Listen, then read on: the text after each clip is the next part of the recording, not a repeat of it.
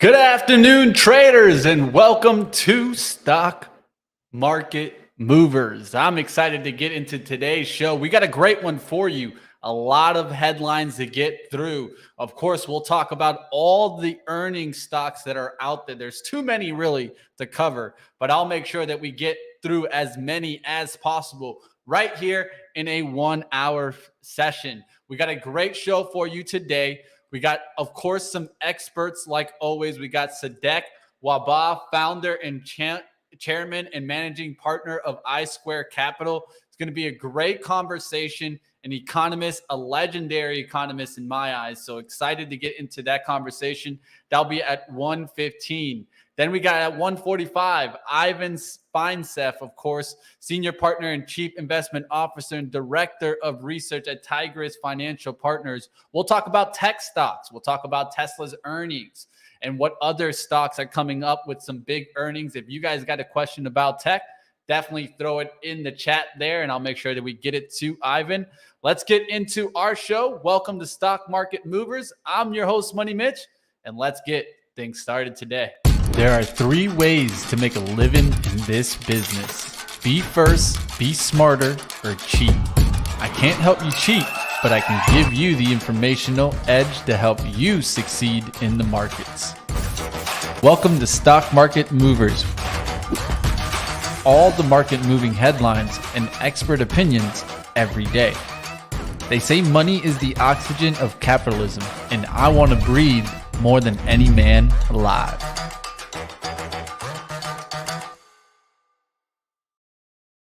All right, let's get into the conversation today. We got a lot to talk about, of course, a lot going on in the macro situation. Also, of course, going on here in the U.S. Let's talk first things first. Of course, UK Prime Minister Liz Truss resigning Thursday from following a failing budget. Was in office for just 44 days as the shortest serving prime minister in Britain history. That, of course, came in the pre-market, definitely shook things up. But we also got economic data to come in today. And we got, of course, the Philly Fed Manufacturing Index. That came in lower than expected. Of course, the prior was a negative 9.9 reading. We got a negative 8.7 reading. The estimates were a negative 5.0. And it looks like this is not what we need, of course, to turn around the story that we're looking at. And also the same thing in U.S. initial jobless claims, right?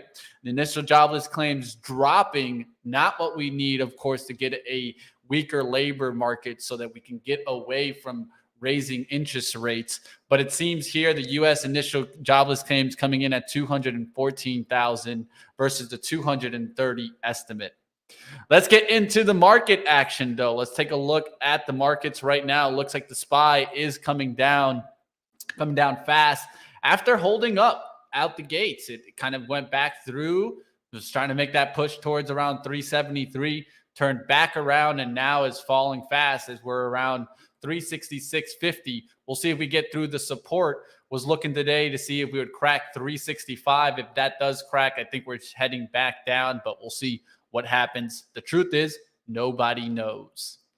All right, let's continue. Let's get into some of the earning stocks out right now. Of course, there's a lot to talk about, so I'm going to try to do my best to get through all the earnings. If you guys got a stock that caught your radar, throw it up in the chat. And once more, I'll apologize a little bit for being late, Kenneth. At the end of the day, one of the things is we don't have an exact time that we got to get on, but sometimes some other shows go a little bit over. Today, I started a little bit late. I had to make some adjustments right before the show started, but we're here and we're here for you. So let's get right towards the market. Let's go towards Tesla's earnings. Of course, that caught everyone a little bit by surprise, I would say. But I mean, hey, Tesla has been downtrending for a little while now. Let's talk about their earnings and what did we see there. Well, their EPS came in here at $1.05, beating the dollar estimate. Sales at $21.45 billion, missing the $21.96 billion estimate. CEO Elon Musk said that the company is not cutting back on production in any meaningful way, recession or not recession. He also stated that we're very pedal to the metal come rain or shine. Now, when he also kind of gave some comments on the interest rates rising and stating that the Fed's decision makes sense if you're looking out the rear view mirror, but if you're looking out the front windshield, well, doesn't make sense there. And so pretty much calling out that the Fed is raising interest rates using lagging indicators and essentially that they should stop. But we'll see what happens. Musk also said that he was excited about the Twitter situation. Of course, you guys know that everyone was waiting to see if there was any Twitter mentions. Twitter definitely got a spike when this was mentioned. This is that pop that you see at 6:30. And it's up there now towards that 52.40. We'll end up seeing what happens with the Twitter situation. Of course, everyone was wondering also, would Elon get the question about would he sell some more shares? And of course, no one stepped up to the plate to ask that, because I'm sure they would have got the quick answer that you're pretty much not getting an answer right now. On the call, he also mentioned the outcome where Tesla's valuation could exceed Apple and Saudi Aramco's combined 4.3 trillion market outcap. This one seemed to me a little bit as a reach there from Elon, but he tried his best to turn around the stock. You can see here, we got even a bounce in the morning, a reversal around 10 a.m. It went up there towards 216 and quickly right back near the open. The opening price was 209.70. We're at 208.40, really close towards that opening price. All right, keep going from Tesla. We got IBM. I want to try to get through as many as possible, so I'm going to try to get through a couple of these before we get to our first interview, and you guys don't want to miss that.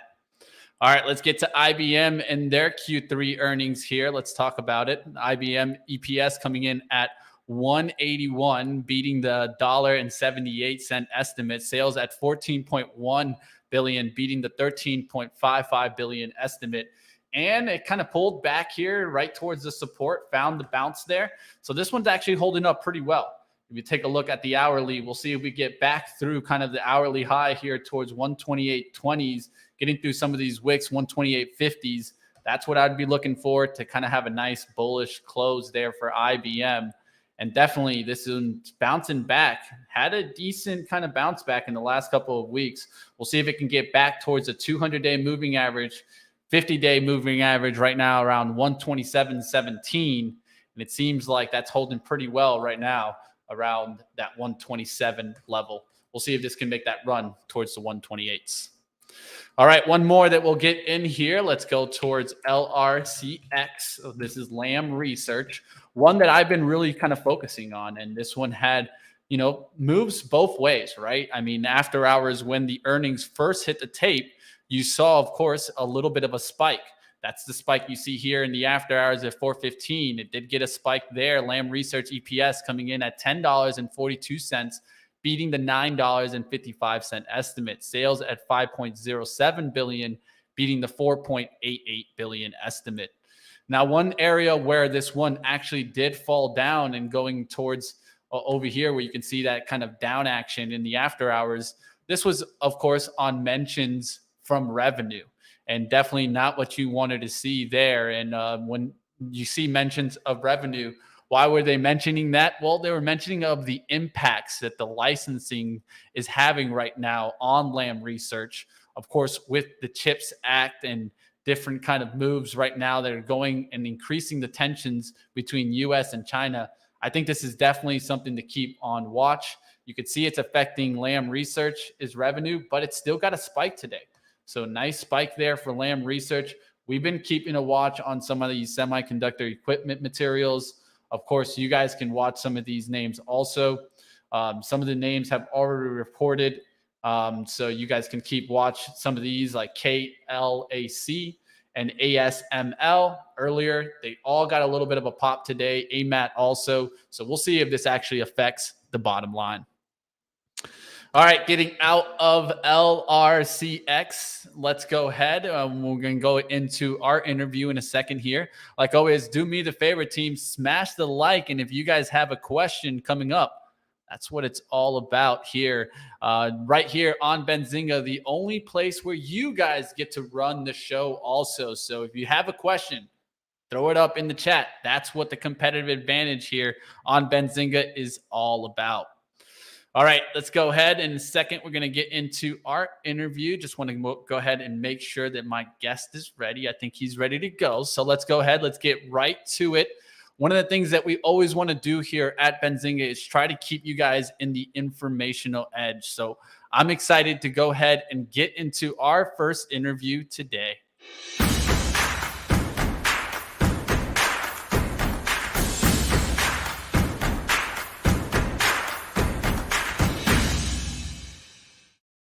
All right, let's bring on for the first time on the show, Sadek Waba, founder and chairman and managing partner of I Square Capital, member of the President's National Infrastructure Advisory Council, and the member of the Council Advisory Council for Wilson Center. It's good to have you on. Same here. Thanks for having me, Mitch. And I had a little bit of the research done, knowing that you're coming out of Miami, my kind of where I grew up. So power to Miami, definitely. So best place. Best place. I'm sure it's shining outside, and the beaches are still good this time of year. So exactly, and it's almost Friday. Yeah, and becoming more and more of a financial hub. So it's good to see it. Absolutely. Definitely. Let's get into the questions today. You have stated that this is the infrastructure decade. I think it's an amazing comment here. Now, what will come from this massive shift in policy, and how will this be a win for the Biden administration?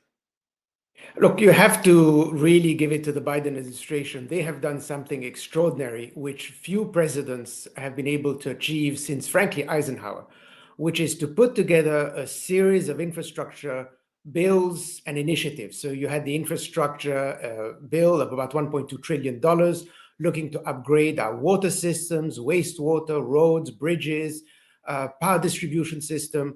You've had the CHIPS Act that you've mentioned. You have the Inflation Reduction Act that is looking to really push for green infrastructure. And then you've had what people are not talking a lot about it, which is the Global Infrastructure Initiatives, which is $700 billion, of which the US is going to put $200 billion to push for infrastructure globally, part of what I would call a strategic competition initiative. Really try to ensure that the US has global access to key resources by investing in ports, global infrastructure, fiber optic, and so on, that gives the US an edge that it has lost a little bit over the last couple of decades. What it will do to the US economy is ultimately increase American productivity. That is what you want to achieve through technology, through investment in infrastructure, which is through education, which is the ability to increase American productivity across the board, because that tames inflation, that gives you sustainable economic growth over the coming decades. Now, what are some barriers that we're going to run into with the infrastructure bill, and how can we address these issues? I'd say there are two main barriers. The first is that you have to be able to have a system that allows that money to trickle down into the states and municipalities, because most of that money is effectively from the federal government, and some of it is matched money from the states. So what the Biden administration has done is put a system in place where they're trying to prioritize key projects that are going to be helpful to the cities, to the municipalities, and not just focus on shovel-ready projects or things that look nice in the short term. So that's an important consideration. And so you need to have the cooperation between states and federal government. That's extremely important. The second thing is that money is ultimately going to run out, right? It's there for 7 years, but what happens beyond that? If you upgrade an airport, you upgrade roads, you upgrade your water systems, that will last for a couple of years, critical to do, but then what next? So you need to find sustainable long-term sources of capital, and there the only way that you can achieve that is through the private sector. Capital markets, whether it's pension funds, whether it's private or public pension funds, or any other private actor, need to be able to be involved in the infrastructure story in the United States to be able to sustain this massive investment that the Biden administration has started. Now, what are some of the impacts or the positive effects that we're going to see come out of the Inflation Reduction Act? And whether or not does this bill actually fight inflation? So the bill fights inflation. Will it fight inflation, bring it to zero today? No. Will it help in reducing inflation over the medium to long term? Absolutely. Because what it does, it allows you to effectively reduce the cost of energy to households, to manufacturing, by bringing in a lot of credit through the introduction of clean energy. So you're encouraging people to bring in solar, bring in wind, and at the same time for manufacturing and households to be able to insulate themselves from the volatility that you see in the energy prices and make the house more efficient, reducing the energy bill. So these are some of the things that you're going to see in that bill. And of course, a major encouragement to help greening the economy. Now, how long do you think it's going to really take to get inflation back down to the Fed mandate of 2%? And do you feel like the Fed is just being too aggressive here in their hike rates? Look, if you ask me what's going to dominate the news over the coming 12, 18 months, there's only one thing: inflation, inflation, inflation. If you take a step back, we have had monetary expansion since 2008, which took the Fed's balance sheet from 1 trillion to 9 trillion.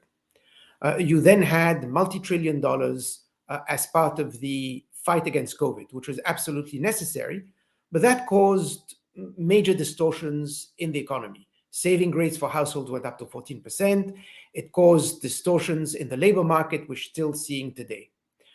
You've had, unfortunately, the war in Ukraine, which was unexpected, and that caused further distortions and disruptions in the supply chain, and a massive spike in energy, and a fundamental change in the way we're going to think about energy security, which invariably means a high cost.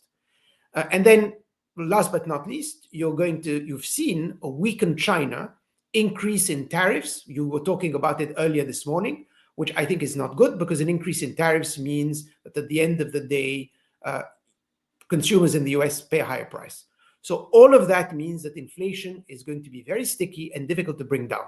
There's a very interesting report by a very good friend of mine at B of A that has shown that to reduce inflation that has been over 5% to 2% for industrial economies takes on average 10 years.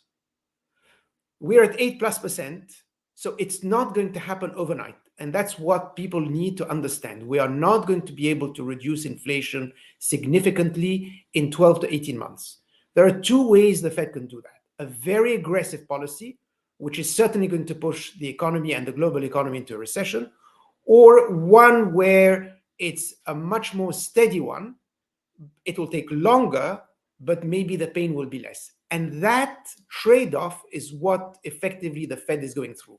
So what the Fed is going to do in the coming months, I would say, is going to be determinant to what happens to the US economy over the coming 2 years. Seems like they got some massive decisions to make, and it seems like everyone pointing to lagging indicators that they're focusing on. Do you feel that they focus on lagging indicators, or they should kind of change their outlook on what they're using? Listen, I have strong faith in the Fed and the people who are there. We've had a professional Fed for the last couple of decades, very smart people. I couldn't ask for more. It's simply unprecedented, where we had monetary expansion for 14 years and no inflation. And suddenly it props up. And there's a lot of reason why that has happened. But people are still trying to understand, why did it take that long for inflation to show up? I think the war in Ukraine has been a major element. The trade war we're having with China has been another element. And of course, adding to that trifecta is COVID, right? Which no one expected. Definitely. Now, there has been a debate recently about who the leader is in the U.S. electric vehicle push. Who do you see as the current and future leader in U.S. EV growth? I think it's very difficult to say at this stage because what we're seeing today is going to be very different 10 years from now. In investing in EV, there are so many components. So you have to invest, the principal investment is in the battery. You need to ensure that you have strategic supplies of the inputs that go into building that battery. You're relying still on key commodities which are outside of the US. To the extent that you want to do differently, that is going to increase the cost. You need to have an entire infrastructure system of EV stations. And then the most important one from a sustainable perspective, what do you do with these batteries 6, 7, 8 years from now when you need to replace them? There is going to be a major environmental issue as to how to deal with those batteries, and people are not talking about that. So you need another good decade to be able to find out who's going to be the winners or losers. Now, recently, it seems like the U.S. has been increasing tensions, of course, with the U.S. and China, whether it be the battery manufacturing that we saw yesterday or the CHIPS Act. What impacts will these policy shifts have on U.S. and China tensions? But you said that earlier in your segments. Increasing tariffs is not good for the US consumers. Having a trade war with China is not positive. Why? China represents 25% of world economic growth. So world income, China is 25%. The US is about the same number. So half of the world economy depends on two countries, China and the US. So we cannot afford at this stage to have tension between the two countries, certainly economic-wise. At the same time, we're not the ones who've been provoked, right? So China has to be able to be reasonable in its approach. The policy that the Biden administration has adopted, which is to compete, align, and build, is important. I think at the end of the day, for us to ensure that we have the edge in that strategic competition that is going to happen over the coming decades, is first and foremost to invest in our own economy. We have the most flexible economy in the world, bar none. When you compare it to China, much more command control economy than the US. We have an extraordinary labor market, which is very flexible. You have internal mobility from one state to another. That doesn't exist in China. It's very difficult for people to move from one province to another. So we have all of the elements. We are one of the most innovative economy that you can think of. So we have all of the elements. We just need to have the right policy. Washington needs to focus on the economy as opposed to various cultural wars. And that will allow us to give the edge, I would say the competitive edge against China, rather than make it all about a conflict. Recently, G7 Partnership of Global Infrastructure Investment Scheme, or PGII, seems like it's a relaunch of the Build Back Better World Plan, or B3W, under a new name. But do you feel that this truly is a better plan? Yes, it is a better plan, only because it aligns itself with other G7 economies. China has been investing 8% of its GDP into infrastructure. The US has invested less than 2% over the last couple of decades. So we are not going to be able to compete, and I like to say more focus on co-opetition, so compete and cooperate, but we're not going to be able to do that unless we're able to coordinate between the US and our strategic allies, whether it's Canada, UK, France, Japan, and so on. So that will allow us to leverage our resources and try and, I don't want to say compete with China, but if we need to, we will compete with China, but try to work in a constructive way to ensure that we have the right supply chains for the United States over the coming decades, as well as our allies. Love what you said there, compete and cooperate. I feel like that truly is the focus here. Now, ultimately, we've seen that there's been trouble in Europe. What is ultimately happening here, and should we be concerned about a financial crisis coming out of Europe? Well, we are going through a financial crisis, and it's a combination of various things. It's a combination of monetary expansion that you've seen over the last couple of years. It's the fact that Europe was not able to make the fundamental changes that we did in 2008 in terms of structuring our economy, in terms of ensuring that the banking system is resilient to exogenous shocks.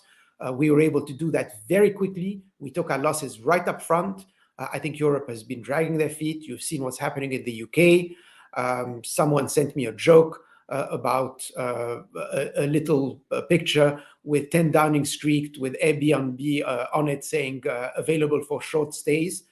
So you have a lot of instability, generally weak governments across the board that are in Europe and are not able to coordinate their policy, except that they've been able to find one common issue, which is the war in Ukraine. But given the economic stress that they're going to see over the coming months, we have to see how long that will happen.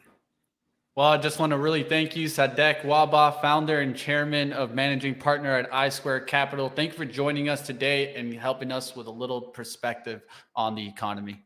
Not at all. Thanks for having me. Have a good one. Enjoy the sun. Thank you. See you.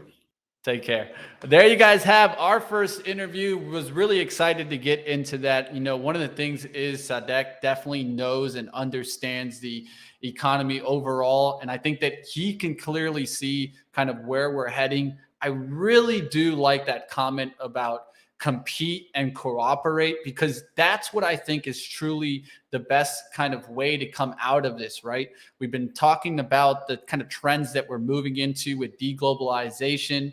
And the truth is, we can't go completely, I think, away from globalization, but we need to figure out how to compete and cooperate together to kind of come forward in our economic outlook for the global outlook overall. Well, great conversation there. I think I could talk to Sadek for at least an hour, just hearing his minds and his thoughts on the economy. But let's get back into the stocks out there. We're going to get through some earning stocks. And just in a little bit at 1:45, we'll get to Ivan Feinseth, Senior Partner and Chief Investment Officer and Director of Research at Tigress Financial Partners. And we'll talk about some tech. We'll get out of the macro. We'll go into more of the tech talk, see how some of these earnings have come out and what he sees moving forward. Let's get towards those earnings. Next one up is, of course, we've already gone through Tesla, IBM, and Lam Research. Let's go into American Airlines and see how the airlines did today. All right. Well, it looks like there was a lot of kind of news that came even later on in the tape. So you got to be careful, you know, when you're going after kind of earlier headlines. I saw American Airlines keep putting out headlines continuously. Let's first give their numbers here, and then I'll show you what hit the tape that caused this downturn right before the bell. So American Airlines Group Q3 EPS at 69 cents, beating the 31 cent estimate. Sales at 13.5 billion, beating the 13.25 billion estimate. American Airlines says based on current trends, they see Q4 total revenue at 13% higher versus 2019 on 5 to 7% lower capacity. And they also see Q4 adjusted EPS at 50 cents to 70 cents. CEO Robert Ism said that demand remains strong, and it's clear that customers in the U.S. and other parts of the world continue to value air travel and the ability to reconnect post-pandemic. Now, let's talk about what hit the tape after that really started shaking things up was when American Airlines, and this was reported by Reuters, American Airlines CFO says we now expect to take delivery of 19 737 MAX in 23 compared to 27 deliveries that were previously expected. So American Airlines getting hit hard right near the bell, and a lot on that release that they would only get 19 737s versus the 27 that were expected. And this has also affected Boeing right before the bell, but it was able to rebound towards the open. And I was wondering how this was going to truly affect Boeing. It looks like it's hanging on here, even though they're getting, less deliveries expected. But hey, it's American Airlines right now. And I feel like the airlines have been telling us that things are not as bad as it seems. So it's something to keep on watch, how these airlines will keep performing. UAL is looking to see if it could close to 40 today. Of course, already reported. Delta also. And Alaska Sky also didn't have a bad day also today. We'll see if American Airlines can turn back around. It did go down with that report. I think this is one that you just keep on your radar. It seems like the environment isn't as bad as we think for airlines. And of course, eventually, if we do get into recession and oil prices come down, well, American Airlines will be looking at a little bit better environment than it's looking at right now. And it seems to be making up the price. I mean, the statement there that they're doing this on lower capacity just seems like they're passing the price down to the consumer. Let's continue going with some other talk out there. Let's go towards a stock that definitely caught the tape today and was getting a nice little pushback after not the best earnings report, but hey, that didn't shake up anything there in Alcoa. You can see it went down with the report yesterday, but bouncing back here towards the open. Alcoa, and let's go through those numbers here. Alcoa came in with an EPS at a loss of 33 cents, missing the 13-cent estimate. Sales at 2.85 billion, missing the 2.94 billion estimate. Alcoa's 22 outlook. Company expects the total aluminum segment shipment to remain unchanged from prior projection, ranging between 2.5 and 2.6 million metric tons in 2022. It didn't seem to me that EPS missing by that much would have this run, but there you see it, guys. A big run there from Alcoa up there towards 41.50, changing around the daily chart. As you can see here, it was a big red day on yesterday, coming back through those highs. Now the big thing is, will it actually get back through the resistance, close, let's say, above 41? That would get us out of the kind of this bottoming pattern, making its move to 45 if you're looking for a reversal there in Alcoa. Not a bad little bounce back today off the 34 support and blew right back up towards the top side. Alcoa here. Let's get towards the next one. We can go into AT&T's earnings. This was an interesting one, and I definitely caught how it was shooting up out the gates. I thought it could get some lift today. Would I kind of stayed in this one? Not really. I think I would have kind of been more in and out of AT&T. That's what I was mentioning this morning, kind of more of a rent type of stock for me than to staying in it, unless you're looking at maybe getting the dividend. But AT&T's Q3 EPS coming in here at 68 cents, beating the 61-cent estimate. Sales at 30 billion, beating the 29.86 billion estimate. AT&T expects to achieve wireless service revenue growth in the upper end of 4.5 to 5% range, and expects to reach more than 130 million 5G mid-band pops by the end of the year. They also stated that they got net additions coming in at 7.13 million, easily beating that forecast of 4.7.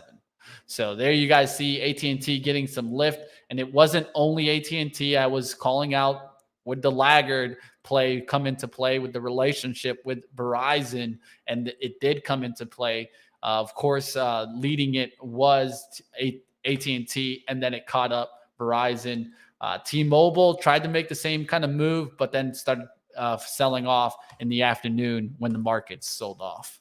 How's our market looking now? Ooh, looks like it keeps kind of selling. But as long as it can hold, I feel 365 today. You're not looking too bad on the daily. Sideways action is not a bad thing for the bulls. I think if you're a bear, of course, you're looking for that takedown of the 356, and actually closing back down there again would be a sign of concern for the bulls. But it doesn't seem like we're heading there right now. I'm just going to keep watch today to see if we crack that kind of 365 level going towards the close. We'll see what else is going on in the markets. There's a lot going on here. Let's do one more here. Let's do Philip Morris, and then we'll go into what was hot and what was not really quickly before our interview. Next one, we'll do Philip Morris here. They had Q3 pro forma adjusted EPS at $1.33 versus $1.37 estimate. Sales at $8.03 billion, beating the $7.42 billion estimate. And you guys can see it did get the spike in the morning, but quickly coming right back down. And I just feel like in the long run, even though tobacco is a defensive stock, you guys can look for it. I think this is one of those names that will just kind of keep selling off. I don't think this is a name that I want to be a part of right now. And I think that they're going to have to change their business eventually. We all know how tobacco is slowly but surely going away. The question is, what will Philip Morris do Of course, everyone mentions that they will definitely step into the cannabis industry, but how long will that take to get legal? And what will be the writing on the wall by the time Philip Morris gets to that moment? All right, getting out of that Phyllis Morris talk, let's go to what was hot and what was not. This is when we check the sectors and the industries that were moving today. You guys can see technology led from the open, up about 0.28 from the open. This was really getting a spike in the morning. What were some of the stocks that I was seeing getting some lift? Well, of course, NVIDIA was getting some lift. It was up about over 3% earlier in the day. And I was also seeing Oracle getting a good lift today. That was getting a nice little push. So it looks like some software infrastructure names getting some lift, some semiconductors getting some lift. And I also saw, of course, the semiconductor equipment stocks take that nice little push. Adobe was getting a little bit of a bounce. IBM with those earnings, right? Holding up and not looking too bad right now. We'll see if we get through that 128.20. Seems like it rejects every time we're getting through that 128. But it just showed me a little bit of a bounce back there today in technology. And then, of course, what happened? Well, I started seeing the market go up. It was going up. It was going up. And, of course, Tesla started turning around, started rolling over. You guys can see the SPY where we started rolling over. Apple started rolling over right around the same level. And now we've been pulling back since then. We'll see if we get a bounce or not.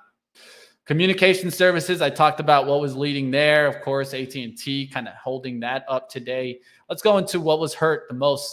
Utilities continuing down. It just seems like, these can't catch a break right now. I mean, look at the XLU. And even though you got a little bit of a bounce, quickly right back down. And it just seems like it has completely broken this pattern. And that pattern no longer is relevant for us, no longer viable. And it's starting to keep coming down here as the utilities keep getting hit. All right, another area that got hit today, industrials, and looks like we're rejecting to get back into this. This is kind of my sector outlook here for industrials. And we tried to make a little bit move back, but can't hold there. What was getting hit hard today? Well, the railroads got hit hard today. UNP, boom, getting hit hard. CNI, CSX, all these railroads not looking good. Of course, we were given that already, that kind of down outlook after the strike talk. It felt like this kind of got a move up off of that. And ever since then, it's been going straight down. All right, getting out of the railroad talk, financial services also selling back off. And let's take a look at some of the ones that have reported, like Goldman Sachs. Good report, jumped up there. Will it kind of fill the gap here and then finally find a bounce? I'm not so certain, but it is trying to kind of fill in some of that gap zone. We'll see what happens there. Goldman Sachs, JPM is also pulling back. Bank of America would expect it to be pulling back. Will these kind of catch the dip? Will someone be buying the dip mentality, or will it just come right back down? It's just concerns with the banks, of course, with recession talks, but they should be making more money with higher interest. I'm just not sure about banks. I know I'm staying away. All right, getting out of the banks talk, we can keep talking about what was hot and what was not, but we're going to get into our interview. Let's get out of Bank of America talk. And like always, we're going to get towards our next interview here. This is when we're going to get into more of the tech talk. We had some more economy talk earlier. Now let's get to Ivan Feinseth, Senior Partner and Chief Investment Officer and Director of Research at Tigress Financial Partners. Excited to have Ivan back on. Let's get it started.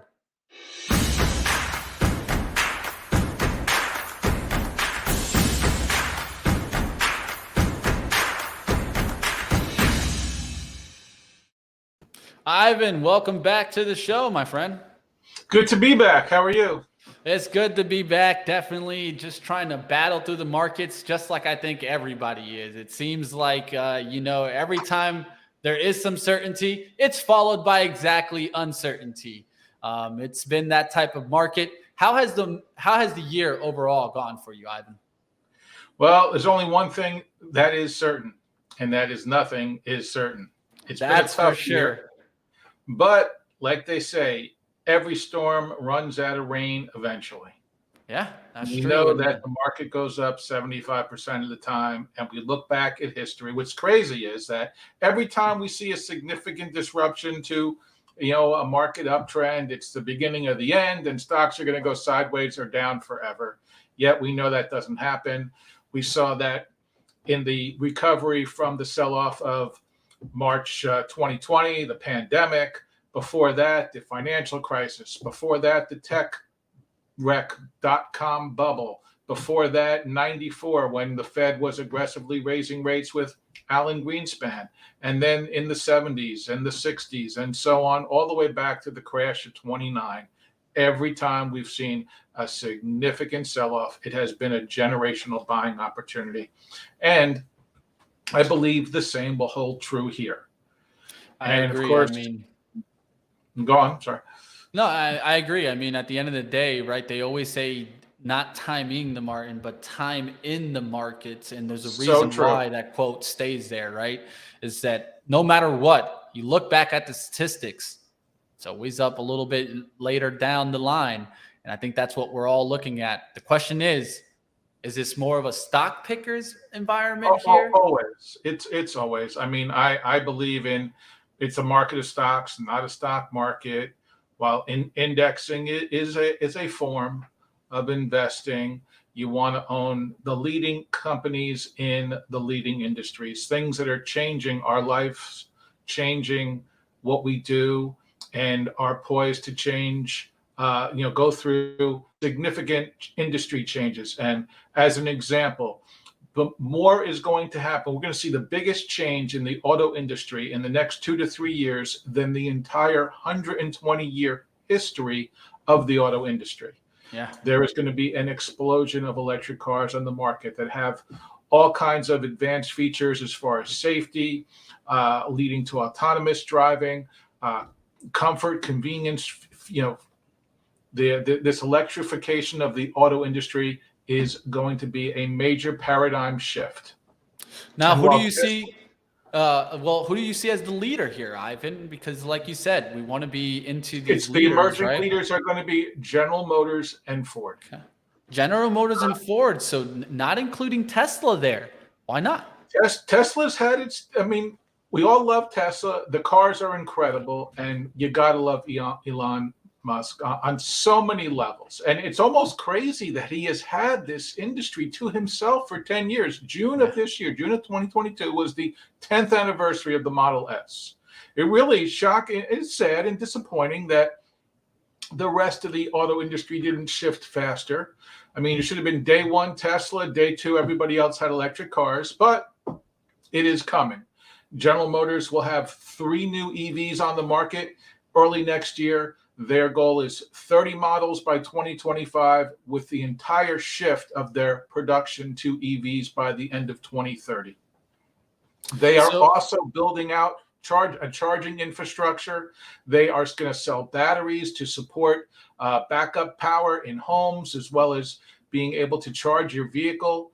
And the ongoing connectivity of software and services for functionality and safety upgrades and feature upgrades is going to create this constant connectivity and customers for life, more so for the auto industry, for GM as an example, for Ford, and a couple of these other emerging companies. But first of all, the introduction of new models is going to drive consumers to the dealerships to see these new models. I mean, the biggest fear has been range anxiety and where do you charge and how fast can you charge? And people will install chargers in their homes. People who live in cities will see chargers, all over the place. I'm seeing more and more chargers in the malls near. I live in suburban New Jersey. A lot of these malls are installing chargers, and so far, most of them are free.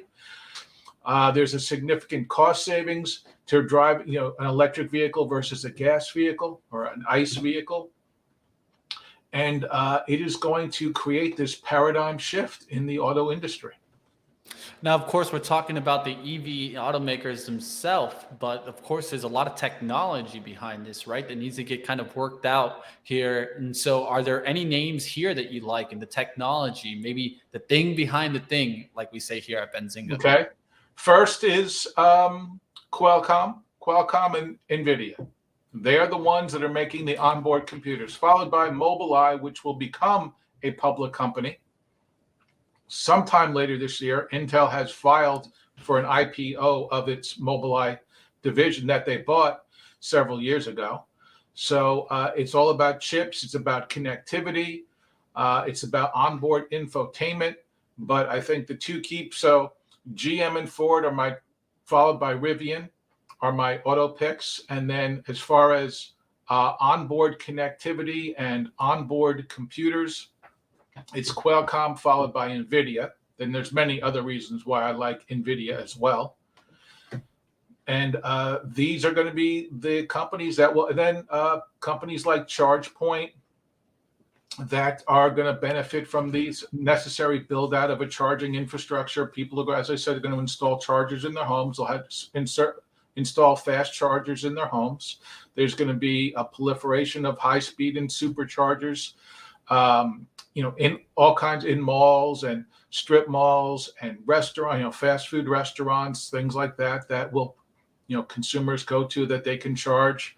And it'll all be about, the batteries will last longer. They'll go faster, farther on a charge, and you'll be able to charge faster. And we'll see this ongoing acceleration of these trends as consumers will ongoingly adopt and shift from gas cars to electric cars. The other interesting play is Snap-on Tools, which is a major beneficiary from the ongoing repair of complexity of these vehicles. I mean, all these vehicles have all kinds of onboard cameras and sensors that connect to a computer. And if they're not working right, you have to be able to diagnose quickly what the problem is. And Snap-on not only makes tools, such as ratchet wrenches and power tools to repair cars, but they also make diagnostic equipment. They own the Mitchell manual that has all of the car specs. When you in a crash, you have to get an estimate for what has to be repaired, as well as the stats of how you can reset, how the mechanic sets the car back up to factory standards. So Snap-on reported another great quarter. The stock's a little weak today. I think it's a buying opportunity. But another play in part of this electrification of the global auto industry.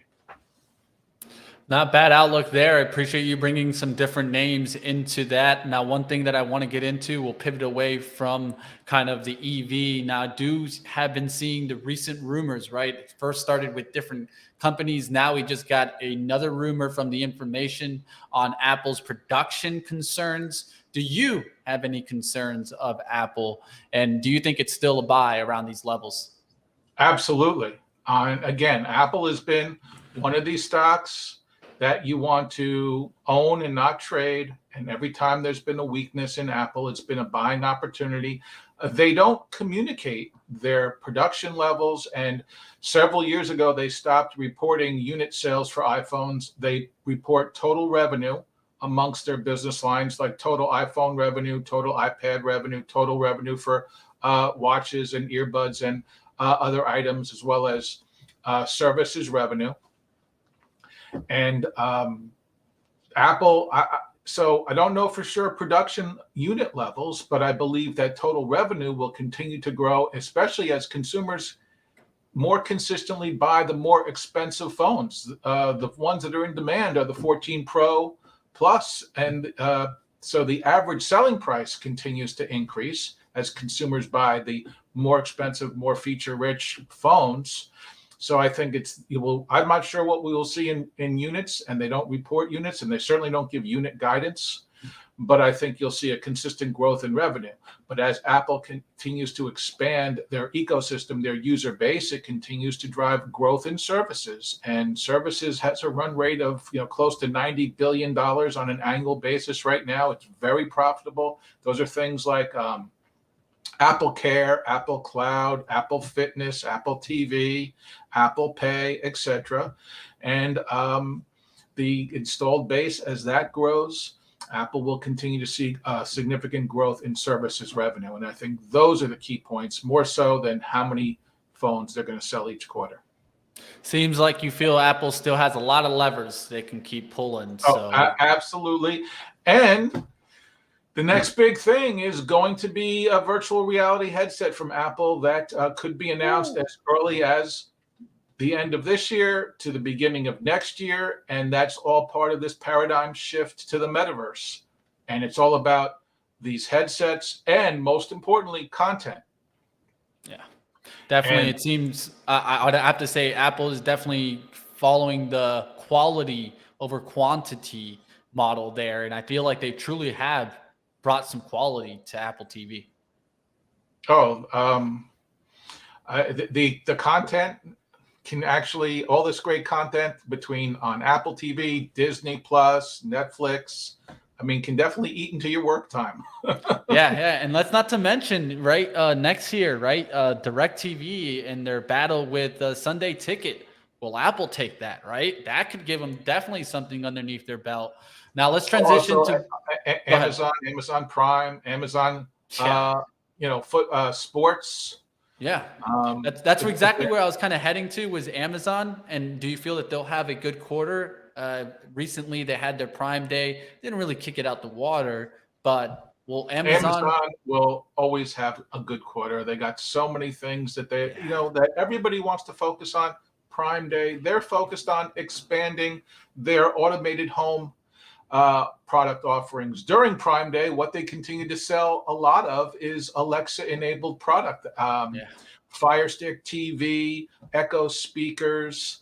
Amazon continues to invest in like these emerging technologies that for the connected home, as well as continuing to invest in their logistics and fulfillment capabilities and their cloud product offerings. So it's about the cloud, and the connected car will be connected to the cloud, as well as communicating with other cars, with traffic lights, with roadways that are, for example, the GM Super Cruise works on Super Cruise enabled roadways. You'll need constantly updated mapping information that all of the autonomous technology companies and automotive companies continue to build their mapping database. I got a good question here coming out of the chat. Not necessarily a question, but I think it was a good conversation. Is how do you feel that Amazon will maybe take advantage of the recent iRobot acquisition? We, just like Tesla debuted this robot. I mean, I always like to say we like the idea of having robots, and we like the self-driving car and the talking computer. But we've all seen Terminator, so we do know how this could end. Get to the chopper! It's all about in-home technology and iRobot mapping out, putting more technology in. Instead of just having sensors on the iRobot vacuum that controls it where it, when it turns or where it vacuums, but understanding the dimensions of the room. And you're going to see more data. I know that's scary, but data collection centers to improve the operational functionality of these things. And we all definitely want to have a robotic assistant, right? Yeah. Alexa, right? Maybe come into iRobot. Who knows? Yes. It's definitely going to be integrated when you can say, I had a spill. Alexa, come and vacuum this up. Come handle that, right? Yes. We'll definitely see the life of the robots come into play. Appreciate you coming on like always, Ivan Feinseth, not holding back, and always great to have you on, Ivan. Great to be here. Good to see you, Mitch. Have a great day, my friend. All right, that's going to do it for our show today, 2 p.m. I got to get going here. Roadmap coming up next. There's a lot to talk about in the NFT space. If you guys want to follow up, come on over to the Roadmap. Now, I will let you know that I will be joining the Roadmap probably around 2:35, 2:40. We're going to be talking about So Rare. So Rare, what do you want to find out about it? Well, it's actually a NFT combining with the fantasy sports outlook. They've had soccer, they've had baseball, now moving into the NBA. So come check that out, team. If you want to see me select my team for that NFT fantasy outlook, come on over. That's what I'm going to be doing with So Rare, and it's absolutely free. You guys can do it also. So I want to see you guys over to the Roadmap. Coming up next, hit the like, on the way out. If you guys enjoyed today's show, I want to thank Sadek Waba, founder and chairman and managing partner of I Square Capital, for coming on today. And of course, Ivan Feinseth, like always, giving us some great tech outlook. Hope you guys appreciated all the content smashed in a 1-hour show. I'll see you guys a little bit later at the close. And if you're coming over to the roadmap, come see me to get my lineup started. We'll see you guys over in just a few seconds.